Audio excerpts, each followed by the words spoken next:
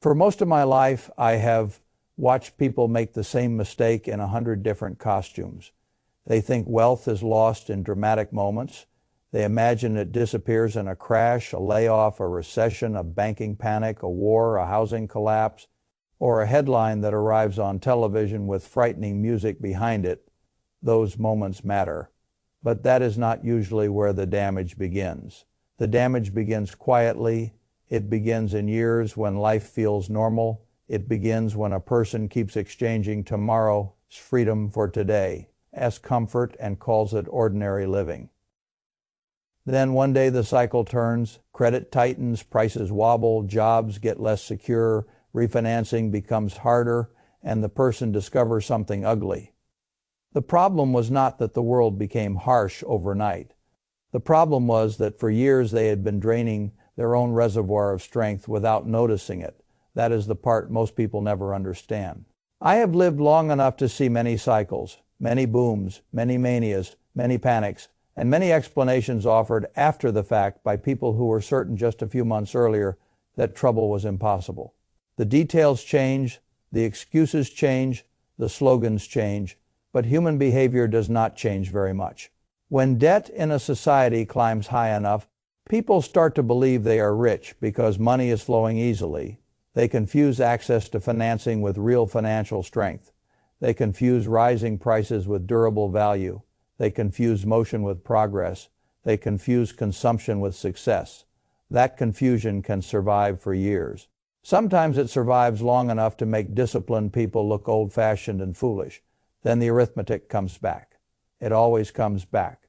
I have always liked people who learn from reality faster than other people do. One reason I respect serious students of cycles is that they eventually get humbled. A man can be brilliant and still be ruined if he becomes too attached to being right about the future. That lesson shows up in the source material here through Ray Dalio's Early Failure. When confidence in a grand macro call turned into embarrassment, hardship, and the realization that prediction without humility can destroy you. The lasting lesson was not just to forecast less boldly, it was to study patterns harder and respect history more deeply. That is a useful lesson for everybody, not only investors. Most families do not go broke because they failed to solve an advanced macroeconomic equation. They go broke because they repeat ordinary errors during fragile periods. They buy things that fall in value. They borrow too aggressively against uncertain futures. They normalize leaks in their cash flow. They let social pressure dictate their spending. They leave too little room between their obligations and their income. Then the cycle tightens. And when it tightens, all the small leaks that seem manageable in good times become fatal. The source text puts the current period inside a late debt cycle, with the claim that we are near the end of an 8-stage process, that total U.S. debt is around $90 trillion, and that federal interest costs have grown to more than $1 trillion a year. The exact labels are less important to me than the central idea. When debt burdens grow large enough, a society loses flexibility. And ordinary people who have no margin get hit first and hardest. That is why I want to talk about a hard truth. The great wealth transfer people speak about in periods like this is not magic. It is not a secret list. It is not a mystical event where the lucky suddenly become rich. It is usually the transfer of assets from people who were forced to sell to people who had the patience, liquidity, and emotional control to buy. That is all. When you strip away the drama, it is a transfer from the overextended to the prepared. And preparation is not mostly intellectual. Preparation is behavioral. It shows up in how you live before the crisis, not how loudly you react during it. If you ask me what ruins the average person's financial future, I would not start with exotic derivatives, hedge fund leverage, or bond market jargon. Those things matter at the institutional level. But for the ordinary household, the real destroyers are much more intimate. They live in the driveway, in the mortgage payment, in the food app, in the closet, and in the subscription line items that no one reviews. That is where compounding gets murdered. That is where freedom gets postponed. That is where future capital gets turned into smoke. I want you to think about a simple idea. Every dollar in your life has a job. It can either serve your future or it can entertain your present. Sometimes spending for the present is sensible. Life is not meant to be a prison sentence, but when a person stops distinguishing between use and status, between necessity and vanity, between relief and addiction, that person begins sacrificing the machine that could have built independence. I have spent much of my life trying to keep that machine running, not because deprivation is noble, not because denial is romantic, but because capital is precious. A dollar that remains yours can go to work. A dollar that leaves your hand without producing anything is gone. And if it leaves early enough in life, what you lose is not $1. What you lose is the whole future family tree of that dollar. People rarely feel that loss emotionally because compounding is silent. The pain of spending is immediate and small. The cost of spending is delayed and enormous. That is why the first trap is so effective. A new car is one of the cleanest examples of financial self-sabotage disguised as adulthood. People do not present it that way to themselves. Of course, they call it reliability. They call it safety. They call it reward. They call it finally treating themselves. Right? Sometimes they call it success. What they almost never call it is what it often really is. A giant transfer of future compounding power into an asset that begins falling in value the moment the transaction is finished. The source material makes this point bluntly. It describes a $50,000 car immediately losing a meaningful chunk of value, and then declining sharply over the next few years while many buyers finance it with debt on top of that depreciation, creating underwater debt that traps them when flexibility matters most. That combination is poison. Paying interest on something that is shrinking is a miserable bargain. You are not only losing value, you are paying for the privilege of losing value. That is a terrible sentence for capital. I have never cared very much whether the world thinks I look successful. That game has no finish line. There is always a shinier vehicle, a newer badge, a more expensive trim, a more flattering story to tell yourself at a red light. The people who get stuck in that game do not realize they are not buying transportation. They are buying applause from strangers who will forget them by dinner. I would rather own a dull vehicle and a stronger balance sheet. I would rather let somebody else absorb the first violent hit of depreciation and keep the difference invested in productive assets. A person who saves $20,000 on a car purchase and puts that capital into a broad collection of good businesses has not performed a glamorous act. But in a decade or two, the numbers become much more glamorous than the car ever was. That is the part people miss. Status decays. Capital compounds. If you live in a late cycle with too much debt in the system, you want less of your life tied up in shrinking assets financed with fixed obligations. You want more optionality, more resilience, more cash flow, more room to maneuver. The car should solve a problem, it should not become one. The second trap is bigger, more respectable, and in some ways more dangerous because almost every culture praises it. People love telling each other that their home is their biggest asset. Sometimes that is true in a narrow accounting sense, but the way most people behave toward housing, it becomes less an asset than a giant appetite with a front door. A real asset usually sends resources toward you. A liability usually draws resources away from you. If your house demands a large mortgage, taxes, insurance, repairs, utilities, furnishing, upgrades, association fees, landscaping, and constant maintenance, then whatever label you prefer to put on it, the economic experience is that it keeps reaching into your pocket. The source material attacks this myth directly. It reframes the house as a cash drain rather than a monthly producer of money, and then links the danger to over-leveraging long mortgages. And the historical examples of Japanese and U.S. housing pain after bubbles and credit excess. Now, I am not saying no one should own a home. That would be foolish. A home can provide stability, dignity, continuity, and psychological comfort. It can anchor a family. It can protect against rent inflation. It can be a sensible long-term decision under the right conditions. But many people do not buy a home. Buy the maximum emotional fantasy a bank is willing to approve. That is not the same thing. A bank's willingness to lend to you is not proof of prudence. It is not proof of safety. It is not proof that your future is secure. It is proof that someone with a spreadsheet thinks you can probably service a large obligation for a while.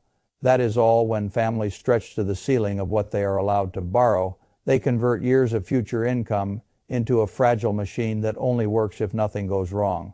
No job disruption, no health issue, no divorce, no relocation, no rate shock, no major repair, no recession, no broad decline in local prices, no need for liquidity. That is too many F's. The source text gives the kind of numbers that should make any sober person pause, borrow heavily for a $500,000 home at a high long-term rate. And the total outflow over the life of the mortgage can become grotesque. You are not merely buying shelter, you are often buying decades of interest expense so large that it crowds out ownership of productive assets elsewhere. I have always believed that one of the most underappreciated terms in finance is opportunity cost. It sounds abstract. It is not abstract at all. It is the life you cannot buy because you bought another one first. It is the portfolio you cannot build because your house consumed the money. It is the freedom you cannot enjoy because your fixed obligations are too large. I still live in the same house I bought long ago, not because houses are evil or because comfort is immoral, but because extra square footage has never promised me what productive capital can promise me. The house serves me. I do not want to spend my life serving the house. That distinction matters. In a debt-heavy society, the people who survive deleveraging best are often the ones whose lifestyles stayed well below the threshold of embarrassment in good times. They look conservative while the party is loud. They look wise when the music stops. The third trap looks small enough to be harmless. That is exactly why it is so lethal. I am talking about all the little consumption that disappears instantly but recurs constantly. Meals out, delivery fees, coffee rituals that become identity. Convenient spending dressed up as exhaustion relief. None of these things seems large enough to inspire fear. That is the magic trick. Individually, they feel trivial. Collectively, they form a permanent tax on your future. The source material points out that the average household spends thousands of dollars a year eating out, that daily lunches and habitual takeout create larger annual totals than people realize, and that over decades the foregone compounding can become hundreds of thousands of dollars. I believe that. I also believe the numerical total, while important, is not the deepest issue. The deeper issue is behavioral surrender. When someone says they cannot invest but spends money every day on disposable convenience, what they are really revealing is not a lack of income. They are revealing a habit of choosing immediate relief over long-term strength. That habit does not stay confined to food. It leaks into every other financial decision. It becomes a philosophy of life. You deserve it. You had a long day. You will start next month. This week does not count. These are the lullabies people sing to themselves while compounding walks out the back door. I am not against pleasure. I am against blindness. If a family intentionally budgets for restaurant meals and still saves aggressively, that is one thing.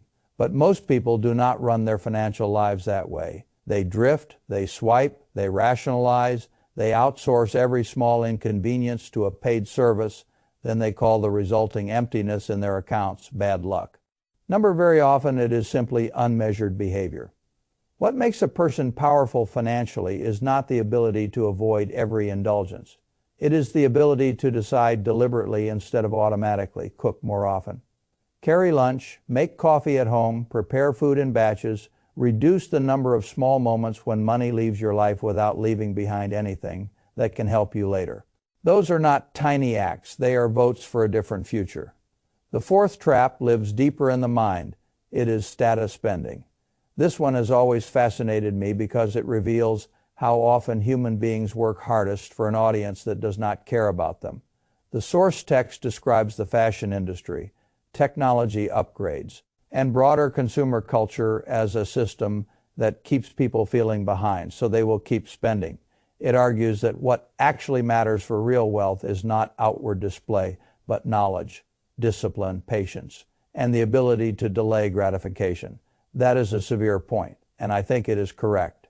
Most status spending begins with comparison. A friend upgrades, a coworker posts vacation pictures.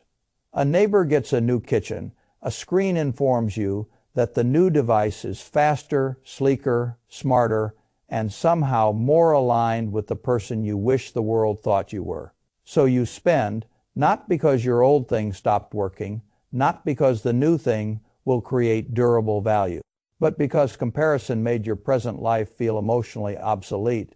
That is one of the oldest traps in the world. There will always be somebody with more money, better clothes, a newer car, a larger home, a more impressive social circle, and a better camera angle.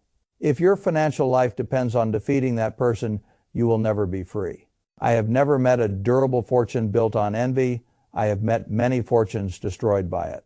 A quality item that lasts a long time can be a rational purchase. Mindless upgrading is something else entirely. When people spend thousands of dollars each year refreshing identity instead of building ownership, they create an invisible anchor around their own ankles. The source material makes this visible by adding up clothing, gadgets, and repeated upgrades over long periods and showing how the lost compounding becomes astonishing. That is why I want people to change the question. Do not ask, can I afford this right now? Ask, what future am I shrinking to own this today? That question is uncomfortable. Good. Most useful questions are. The fifth trap is the most embarrassing because it hides in plain sight.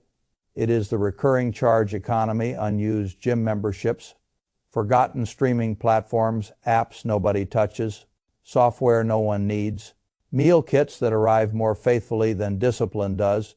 A dozen small monthly charges become background noise, and background noise becomes a leak, and the leak becomes a pattern, and the pattern becomes years of forfeited capital. The source text treats this as a slow automatic bleed, with the observation that many households are paying for multiple subscriptions they do not use, and that the cumulative annual waste, once invested over decades, can become vast. It even recommends a recurring quarterly review with a simple set of questions about use value and whether you would subscribe again today if you had to choose from scratch. I like that advice, not because it is dramatic, because it is mechanical. Wealth is often built by installing mechanisms that prevent stupidity from becoming permanent. People want a grand system. Sometimes the answer is a calendar reminder and the courage to cancel nonsense. What all 5 of these traps have in common is not merely that they cost money. They cost flexibility. That is the word to remember. Flexibility. If a debt-heavy cycle moves toward stress, the winners are rarely the people who looked richest 12 months earlier. The winners are the people who retained room to act, the ones who are not buried in car debt, the ones who are not suffocating under housing payments, the ones who do not need every paycheck fully consumed the day it arrives, the ones who can save when prices fall instead of selling when prices fall, the ones who own their emotions well enough to endure headlines and wait for bargains. The source material says that when debt cycles break, the outcomes are some mix of default, restructuring, or inflation. And that history repeatedly shows people with available capital surviving and often prospering, while people without capital are damaged. It uses the 1970s and 2008 to illustrate how those with liquidity and discipline were able to buy during distress, while the overleveraged were forced into bad decisions. That pattern is familiar to me. I have seen it too many times to romanticize the people caught on the wrong side of it. The tragedy is not only that they suffer, the tragedy is that many of them were never taught what financial fragility really looks like. It does not always look like poverty. Sometimes it looks like nice cars in the driveway. Sometimes it looks like a large house and expensive vacations. Sometimes it looks like constant upgrades and restaurant bills and monthly subscriptions and a closet full of things bought during moments of insecurity. Fragility often looks like prosperity right up until the cycle turns. Then the disguise comes off. I have spent my life trying to buy productive assets, businesses with pricing power, businesses with understandable economics, businesses run by capable people, businesses that can produce cash over long stretches of time. That habit did not make me immune from mistakes. I have made plenty, But it gave me one enormous advantage. It trained my mind to ask, what will this thing produce? That question is life-changing. Ask it about a car, ask it about a giant house, ask it about daily convenience spending, ask it about status purchases, ask it about a forgotten recurring charge. What will this thing produce? If the answer is embarrassment later, then the purchase has already told you what it is. A productive life does not require theatrical austerity. It requires clarity. Buy what serves your life. Avoid what recruits you into permanent financial weakness. Keep your obligations low enough that the future can still surprise you in good ways. Hold enough liquidity that fear in the marketplace becomes useful to you instead of lethal. Build a portfolio of ownership, not a biography of consumption. That distinction is everything. I am often asked what separates people who become financially secure from people who remain trapped, even when both groups earn respectable money.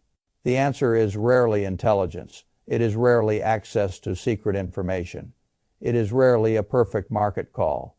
Usually it is that one group learns to live below its means while directing the difference toward compounding assets, and the other group keeps using every pay increase to finance a more expensive performance of success. One group buys future freedom.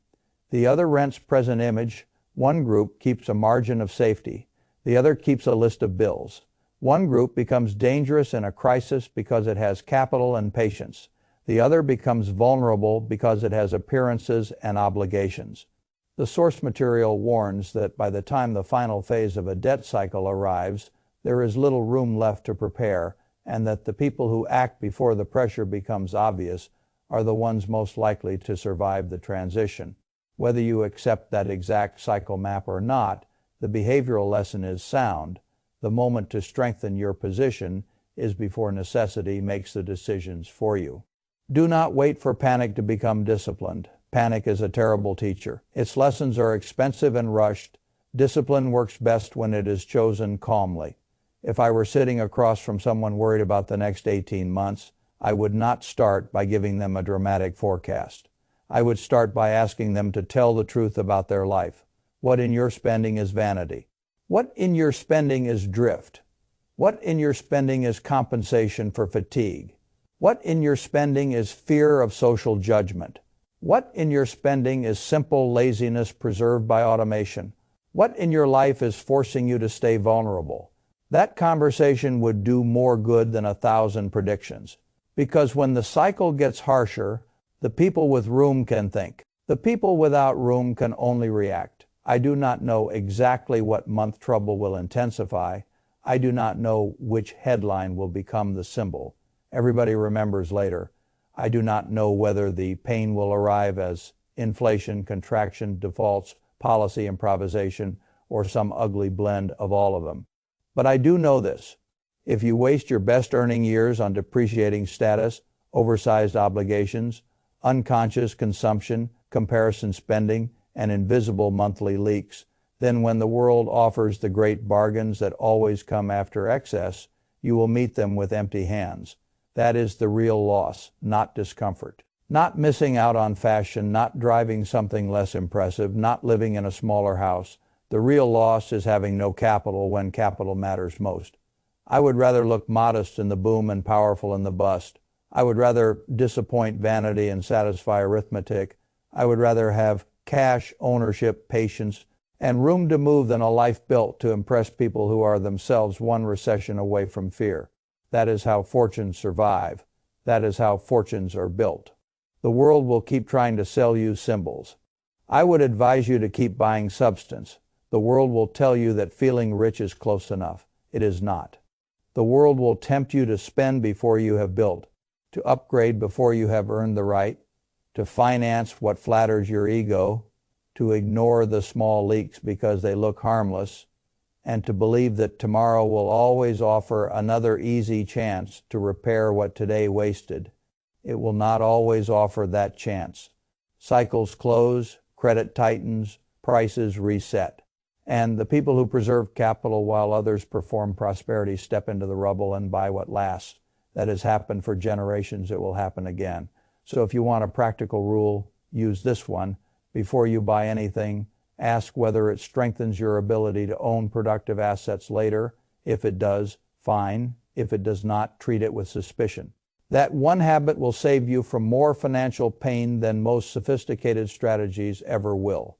Live simply enough that you can invest consistently enough that you can own patiently enough that you can ignore the theater.